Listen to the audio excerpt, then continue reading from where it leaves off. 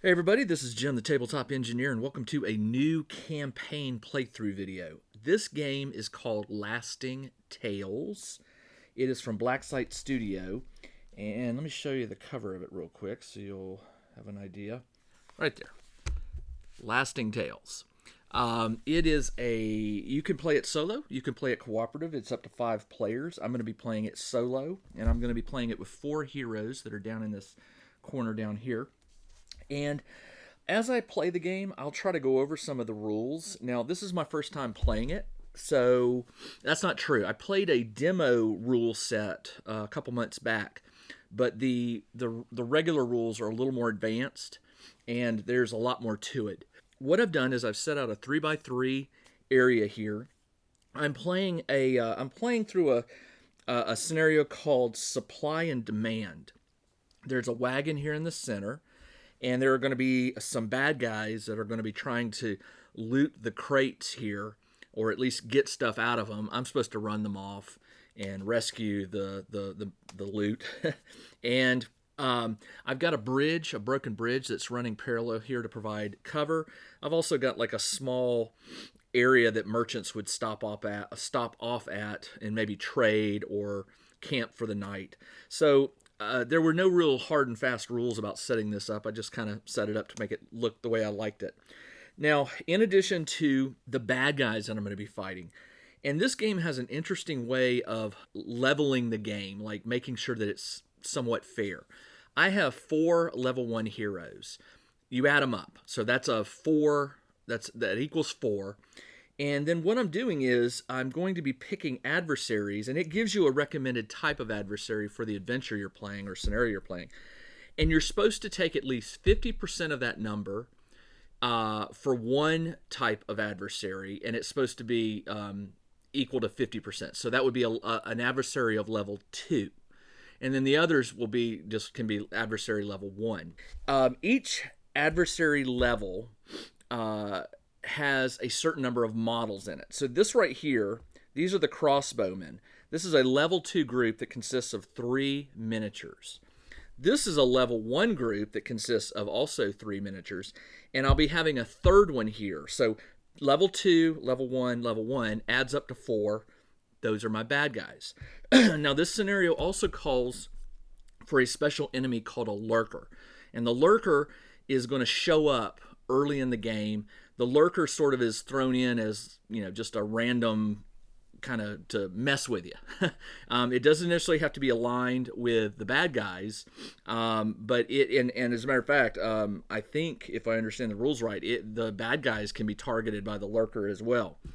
What else? As I mentioned, it's a level 4 game, so I'll be playing. Oh yeah, the lurker. The way you do that is the lurker is either equal to the highest level character plus 1.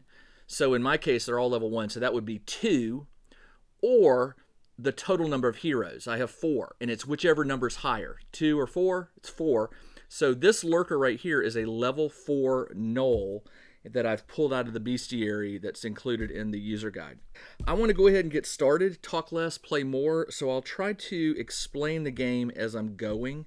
I have a lot of reference sheets here that I've sort of pulled together to make it easy for me to try to find what I want. This game also uses a number of tokens. There's like 16 or more tokens that can be put on a character. They include stunned, staggered, focused, taunting, diseased, poisoned, shock. There's a whole bunch more. I've got a bunch of little tokens created over here that I may be dropping as needed. So the gnoll comes out. He'll show up very soon. The other thing I need to do is get 3 more bad guys. So what I'm going to do is, let's see, I'll just use gnolls for that. So this is a group of gnolls and a group of humans sort of mixed together. Maybe, and I guess the lurker will be be getting along with them. So the way this works is it tells you kind of how to place the adversaries. In this scenario, the adversaries are going to be placed fairly close to the wagon here, and it's kind of odd. You place You place one group within 6 inches, so right about there. You place another group within 6 inches, and then the other group within 6 inches, which I guess could be put right about. Let me move these over here, and then this one will start right here.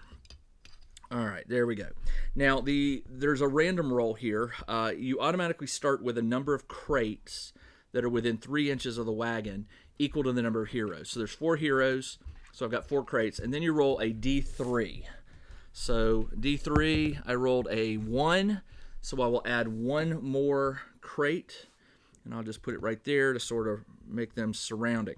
Now, as the bad guys near crates, I'll be rolling a dice to see if they loot it or if they find anything worth looting. And then I'm supposed to track the number of times that happens. I don't want that to happen more than, I believe, 5 times. So we shall try to get in there and get these guys knocked out so they're not looting everything in under the sun. All right, so I get to go first. It goes hero phase, adversary phase, and then recovery phase. So during the hero phase, all of my heroes can move up to 6 inches. Now, I want them to stay well in hiding for right now. So he can move up to here, up to here, up to here. I have a wizard, a cleric, a fighter, and a rogue. A traditional four-party group here. And on each of their actions, they can do what's called an action, they can do a move, and then they can do an attack. Now, right now, attack's probably not going to happen just because I believe I'm out of range. But I can do some actions, and one of those is I can cast a spell, for example. My wizard has a spell, or some cantrips in a spell. And his damaging spell, by the way, is Magic Bolt, and it has a range of 12 inches, which I am pretty confident. Yeah, he's not in range yet. He can throw his voice. He can cause an adversary to slip, which gives them the slowed condition. And he can manipulate. He can move objects within 6 inches. So I still need to get closer to see if I can do that. So basically, they've all gone. My rogue has a ranged weapon. He's an elf. He has a bow. And the bow's range, short range is 8. Long range is 18. So 18, it's the range here, 18. He could. Does he have line of sight to one of them? He does, which also means that one has line of sight to him, but that's cool. So I'm going to go ahead and roll for this. So for a ranged attack, I choose one of the models within the range. Well, in the case of the heroes must be equipped. Choose a target within range and line of sight. There's line of sight and range. Make an attack roll. This is a range test. One of the stats that my elf has, or all my characters have, is RNG. And RNG for my rogue is 4.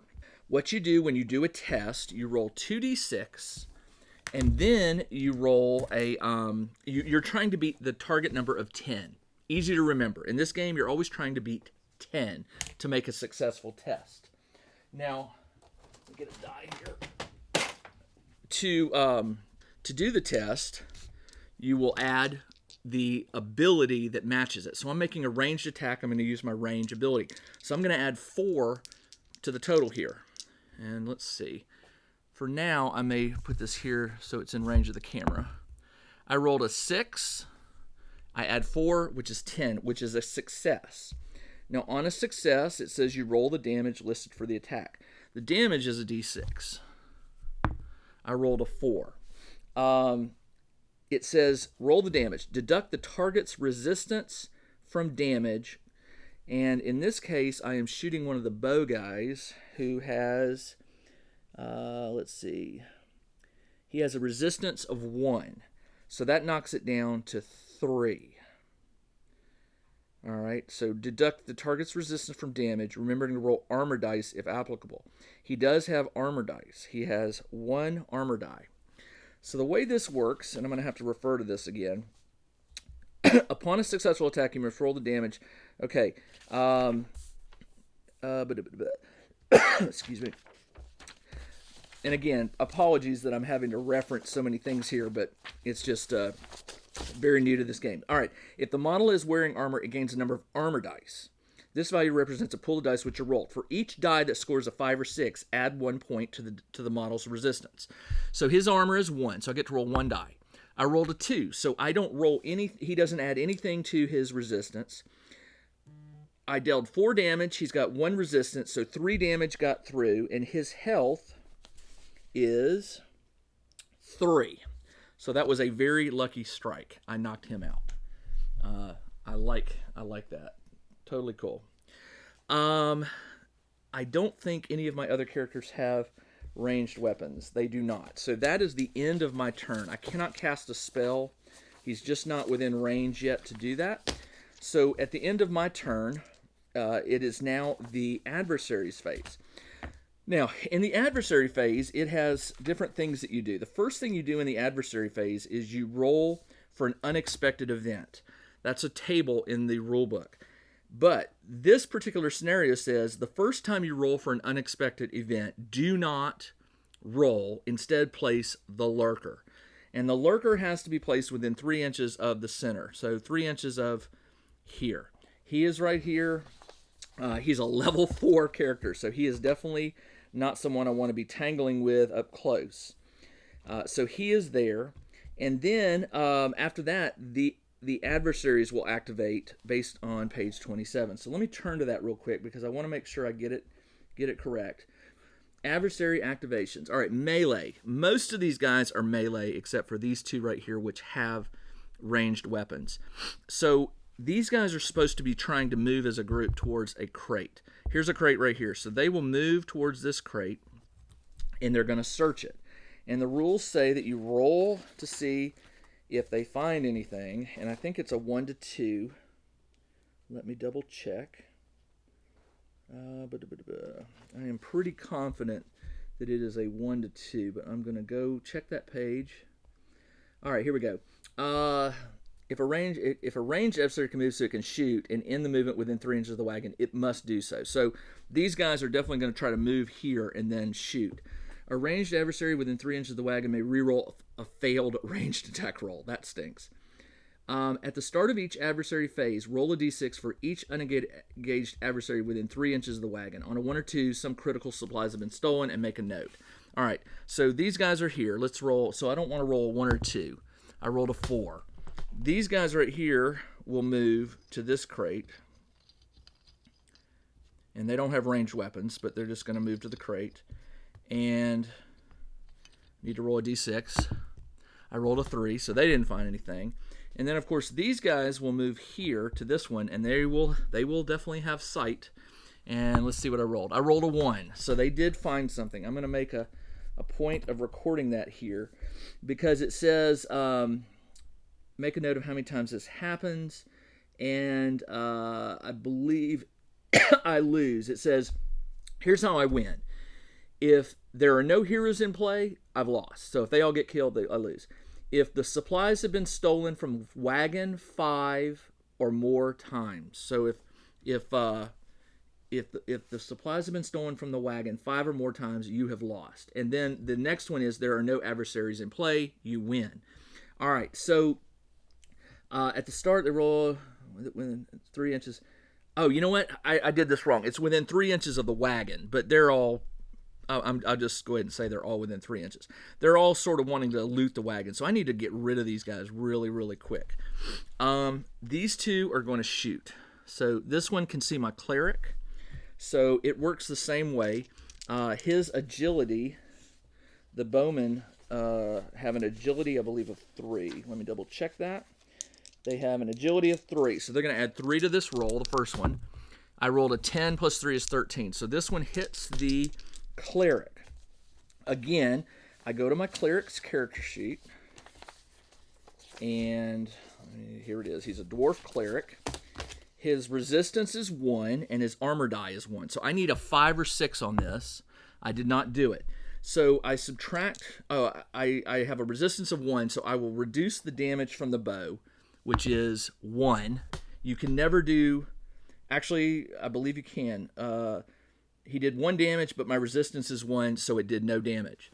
The second one here, can he... He really can't see anybody but the cleric, and the wizard is behind him, so he'll fire at the cleric as well. He needs a 10 to hit, and he's adding +3.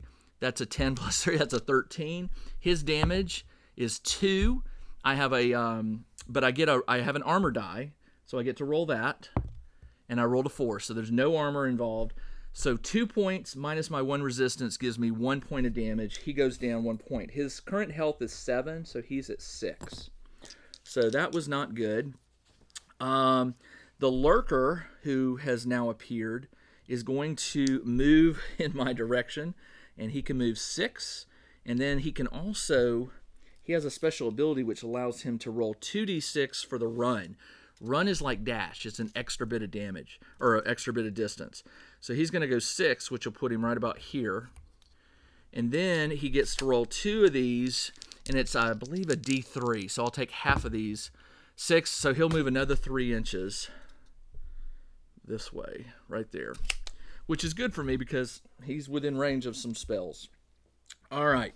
The 2 bowmen got off shots. The lurker moved. These guys are busy looting the wagon, and they've already had 1 success at it. So I only get 5 chances to do this. My turn. I'm going to move the fighter 6 inches. He can move. There's a gap through here, so he's going to move 6. He's going to move right here. The rogue is also going to, who has the bow. The rogue will move here and take a shot in a moment. I'm going to pull him back just a little bit. So the rogue will take a shot. The fighter cannot do anything just yet. He's moved closer. He's sort of opened himself up to, you know what? Do I want to put him in cover? I do. I'm going to put him in cover right here. That'll help a little bit. So the rogue will take a shot. The rogue's agility is 4.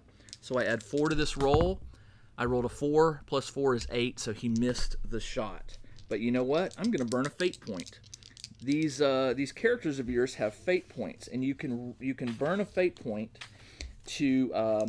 It says you can burn a fate point to return an out of action hero to play. Like if they get injured, you can reroll a failed test. You can reroll an armor roll, and you can reroll damage, or you can perform a special action. So I want to reroll. You only get this 1 shot, so come on. That's enough to hit. 11 plus 4 is 15. I hit. I do 3 damage. However, the Knoll Packmaster has an armor die of 1. So let's see if he does it, and he does. So he will lower his. He will add 1 to his resistance. His resistance is now 2. I did 3 damage. 2 were blocked. So he takes a point of damage. He's down to 5 hit points. He was at 6. So let me get a small die to mark that. So he now has 5 hit points left. Not much, not enough. The cleric, I need to get him in there. Cleric can move 6 and get him right in there. He's within a half an inch, so they can engage.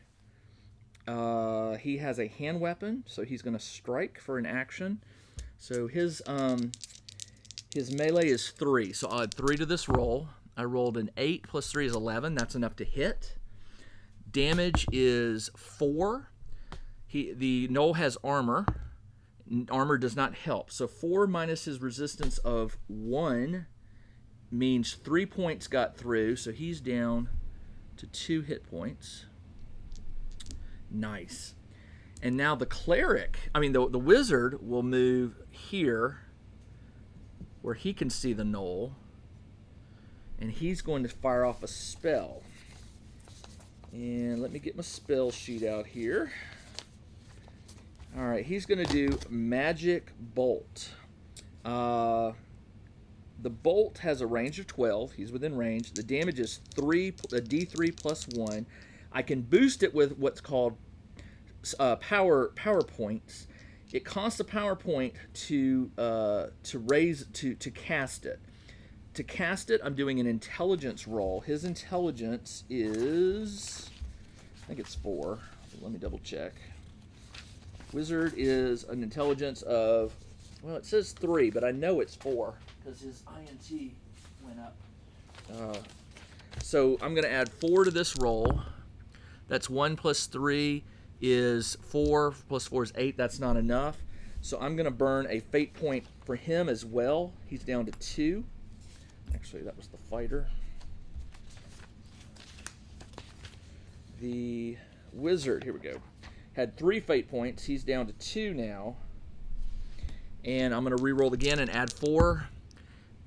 That's 2 plus 4 is 6. So he totally failed that spell. That's really not good. All right. That is all I can do. Actually, that's not true. The fighter, I'm going to retroactively go back. The fighter could have done a run, which would have gotten him within. That's his free action. And then for his attack action, he will strike. So a lot of things to remember in this game, and I apologize. I'm having to sift through a lot of reference sheets here. His melee is 4, so I will add 4 to this roll. I rolled an 11, 15 hits. The damage is 6. The Knoll gets 1 armor die roll, which does nothing. So 6 minus his 1 resistance is 5 points of damage, and the Lurker is now dead.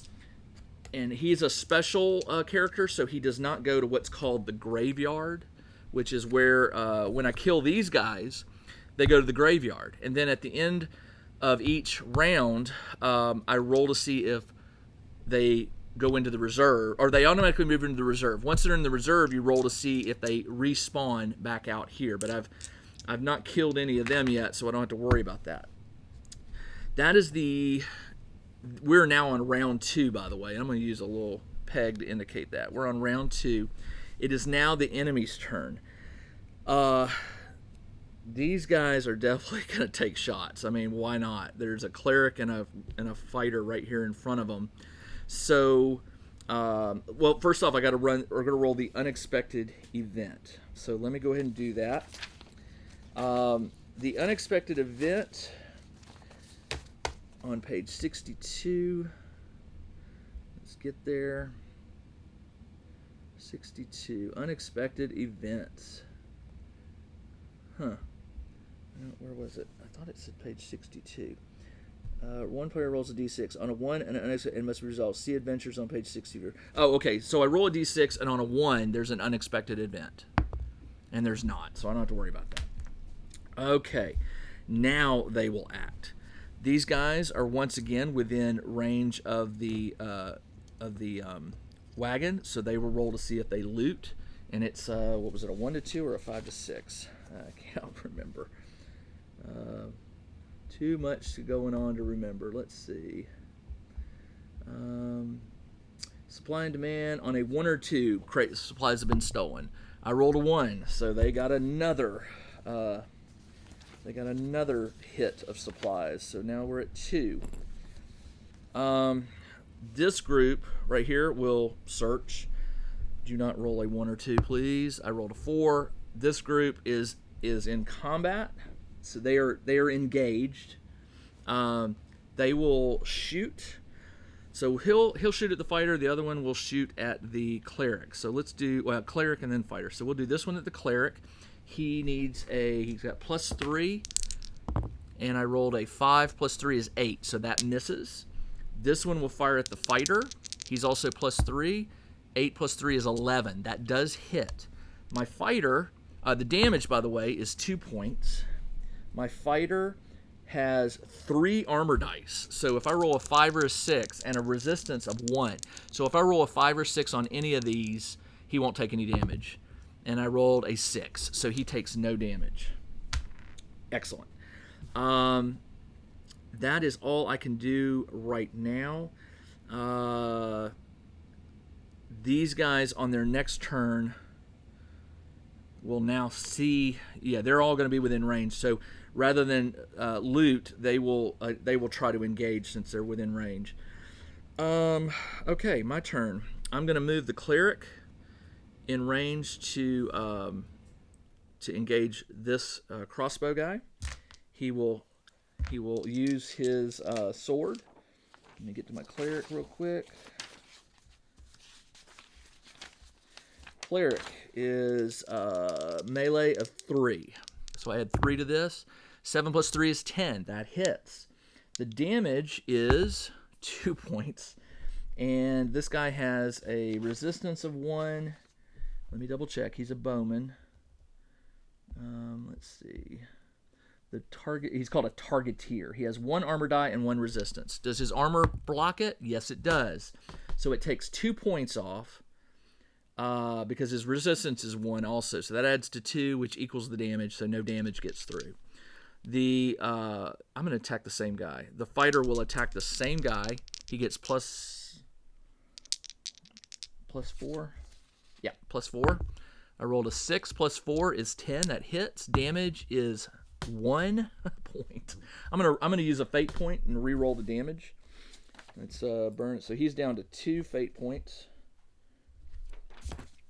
and the damage is 1. Good Lord. Which is his resistance, by the way, is 1, so it'll be blocked. So neither one of them do damage. The rogue will move 6, and then another. Is it D3? I think he'll move another 2, and he's going to shoot at this guy with his bow. So that is his agility is 4. So 5 plus 4 is 9. Plus 4 is 13. That's enough to hit. Damage is 5. Now his resistance, he's a cutthroat. He has 1 armor, 1 resistance. Now does the armor block the 5? No, it does not. So his resistance is 1. So 4 damage got through. So that is enough to kill him. This guy goes to the graveyard because he might respawn. The wizard is going to move up. And the wizard is going to, I've got power to do here. So I'm going to go ahead and cast a spell again. Magic Bolt. He's going to add 4 to see if it hits. 6 plus 4 is 10. It does hit. The damage, and I'm going to boost it. I have, by the way, the wizard has, how many points of power? He has 4 points. I burned 1. I just burned another one, so he's down to 3. I'm going to burn another one, which means I get to add 2d3. 2d3 plus 1. So these are the 2d3. So that's 2 plus 2 is 4 plus 1 is 5. 5 damage. Does his armor help? It does. 5 minus 2 is 3, but it's still enough to kill him. So he's gone. Nice. So I'm whittling them down little by little. Let's see. Is that all I can do? Or that was the wizard, by the way. All right. That's all I can do for my turn. It is now their turn. This guy is still within range of the wagon. So on a 1 to 2, he does. They have now looted three times, and 5 is where I will lose. This group is now going. Well, I'll roll it to see, and they did not. But they are now within range that they will move and engage. So this guy will move. This guy will move. They're sort of ganging up on me here, which I'm okay with. I'd rather them fight me than continue to search the wagon. That is the end. Oh, sorry. The bowman will. Well, he's engaged, so he can't use his short range weapon. Does he have a? He can't use the bow. The bandit has. All he has is a. He does have a melee attack, which is just a dagger.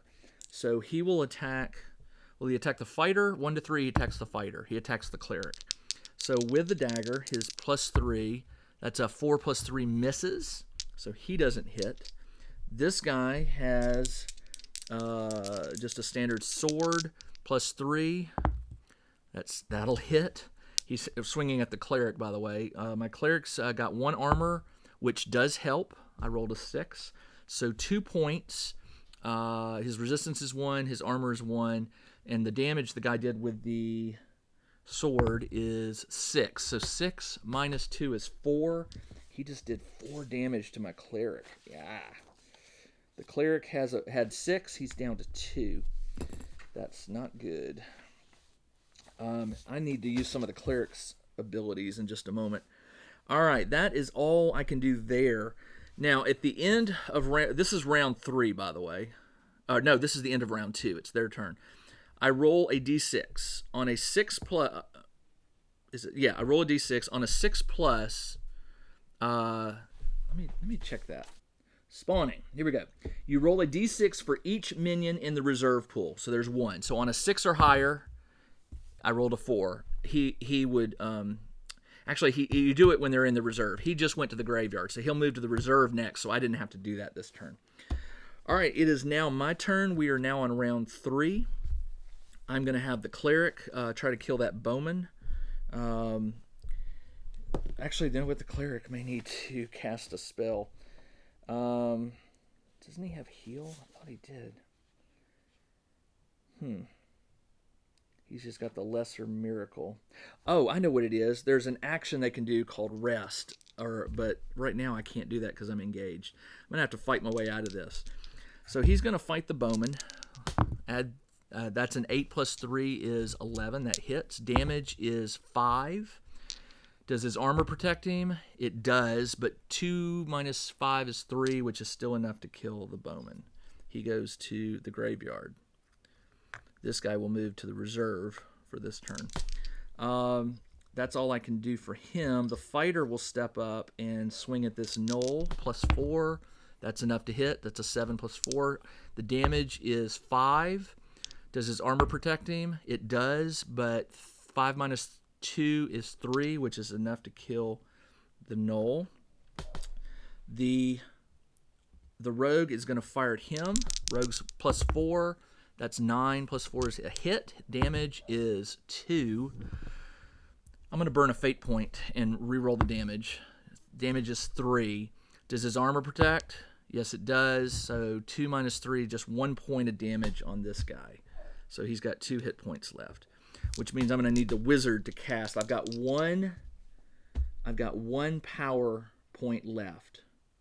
So I need to, and I'm rolling plus 4 to cast it. 7 plus 4 is 11. That hits. The damage is D3 plus 1. That's 3 plus 1 is 4. Does his armor protect against the 4? It does. 4 minus 2 is 2 points, but he's got 2 health left, so he is toast. All right. Not too bad. Now is that it? That's everybody. Everybody has gone. Now it's their turn. I've got one guy who's going to attack two guys will attack the fighter. This one's engaged with the cleric. Let's do the cleric. So it's plus 3 to hit. 5 plus 3 misses. That's what I needed. This one to roll the fighter. Plus 3. 7 plus 3 is a 10. It does hit. Damage is 4. The fighter has a resistance of 1, but does any armor protect? Remember, I need a 5 or 6. I got a 5 and a 6, so that's 2 points plus the 1 point of resistance, which is 3. The damage was 4, so 1 point gets through to the fighter. So the fighter goes down to... The fighter's health was 9. He's down to 8. And then this other guy is going to attack. He needs a plus 3. That's a 6 plus 3 misses. So they have all missed. This guy, I need to roll. If I roll a 6 or higher, he comes back in. I rolled a 4. And then these guys move to the reserve for the next turn to see if they... And next I'll roll 4 d6. And on a 6 plus, one of them will come in, or 2 or 3, or however many I roll. Okay. That is the end of that round. And by the way, we're now to round 4. This scenario has 10 round limit. It is now my turn. Let's see. The cleric will attack. Cleric is plus 3. That's a 7 plus 3 is a 10 is a hit. Damage is 1. I'm going to burn that fate point. He's got 2 left. I'm going to burn a fate point and reroll the damage. Damage is 5. Doesn't matter if his armor protects. He's going to die. But the armor did not help. So that one is dead. He moves over here. The fighter is engaged with 2 of these guys. He'll hit the one in green. He's plus 4. That's enough to hit. 11 plus 4 is 15. Damage is 6. His armor won't help him. Armor does not help 5 damage get through, so he is dead. The rogue cannot fire into combat, so he cannot shoot at this guy, but the wizard has a... No, the wizard's out of spell points, so I can't do anything there either. Let's see, what else? That's it. That's all I can do. So it is now the adversary phase. I forgot to roll last time to see if an unexpected event, but we'll do it this time. There is an unexpected event. Of course there is. Let's see what it is. 27. Page 27 is where it is. Oh, I see. Okay, I'm doing a wilderness adventure, so I do a wilderness event. I roll a d6. I rolled a 4. It says, monstrous roar. A bestial cry carries on the wind. It sounds like something big. Randomly pick one hero. That model must pass a morale check or become shaken. Okay. I forget what a morale... It doesn't say... It says randomly pick a hero. So I'll go 1, 2, 3, 4. What did I roll? 4. That's the fighter. The fighter is going to make a morale check. Now, the morale test uses the willpower, I believe. Let me double check that. Morale is on page 33. Morale checks. All right. Some rules require a model to perform a morale check. To do this, take a will test. All right, my will is +4, so I roll this. I rolled a 6 + 3, so he passed it. So he's not shaken. Shaken, I think, limits me to 1 action per turn, but I don't have to worry about it. I won't look it up right now. Probably need to at some point in the future. All right, so the unexpected event happened. This guy's going to attack my fighter. He's +3, 8 + 3. He hits. Damage is 4. My 4 points of damage, and I rolled a 6, so that takes off a point. It goes down to 5, and his resistance is no, I rolled 5 damage. It goes down to 4. His resistance is 1, so which means it goes down to 3 damage. He goes down from 8 health down to 5. And that's now I need to roll to see if any of these guys come out. So there's 4 of them. I only have 3d6s, so I'll roll another one. On a 5 or on a 6, on a 5 or higher, they come out. So none come out. None come out. That's excellent. They're all staying in the grave. But these 2 will now move to the graveyard. 1, 2, 3, 4, 5. So all 6.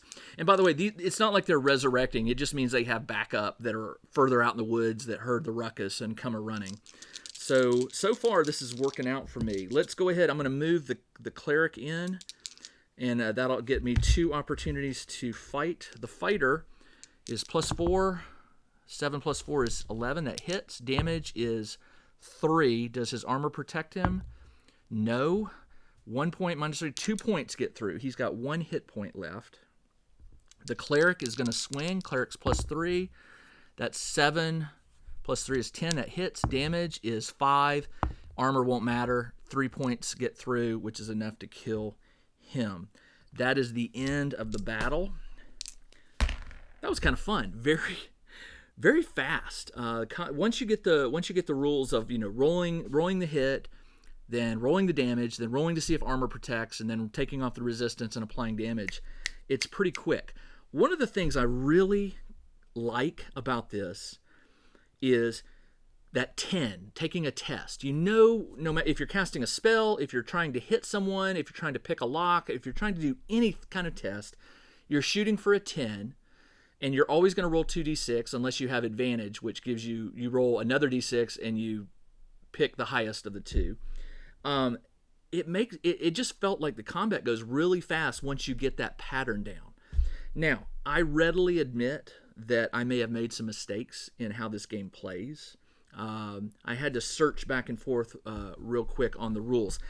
When I start playing a solo game, what I will typically do is I will read the rule book at least 2 or 3 times, sometimes more. So now that I'm finished with game 1, I'm going to go back and I'll reread the rules on combat, on the graveyard, on things like that, and just make sure I'm doing it right.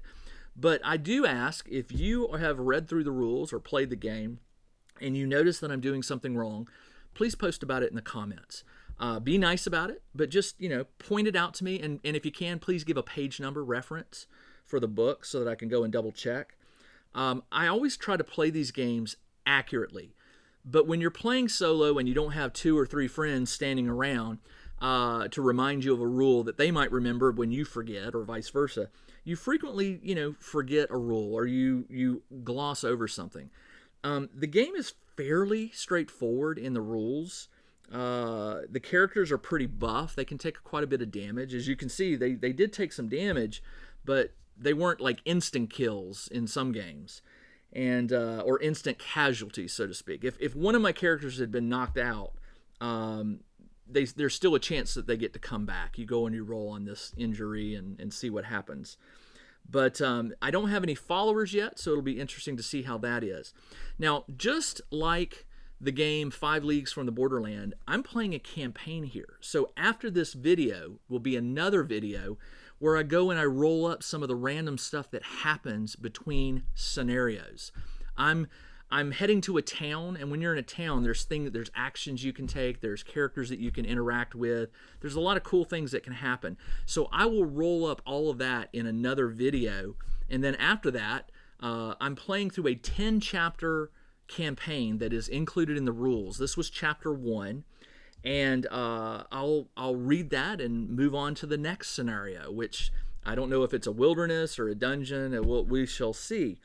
But I hope you enjoyed this enough that maybe it gives you an idea on whether this would be a game you would be interested in playing. I cannot get enough of miniature war games, especially solo ones. So when a new solo war game comes out, I immediately want to try it just to see if it works out. This was fun. This is different enough from 5 Leagues from the Borderlands that I'm going to enjoy both of them. They both have completely different mechanics and how the combat is done, in some sort of the randomness of the story that's happening to your party. It's really nice to see more games like this popping up. And of course, there's 5 Parsecs from Home, which is a science fiction solo game that I'm playing. My problem is I've got so many games I want to play, and I get tied up in one and I sort of ignore the others. But trust me, I will be bouncing back and forth. If you like this game, more videos will be coming of me playing Lasting Tales. All right, that's all I have for this episode. I get to go read the rulebook and see if I did anything wrong. But it was fun. It was very fast-paced. I felt like I was overwhelmed, but these guys were pretty lowly bandits, easy to kill. The lurker scared me, but he didn't have a ranged weapon, so I was able to do some damage before he got in too close.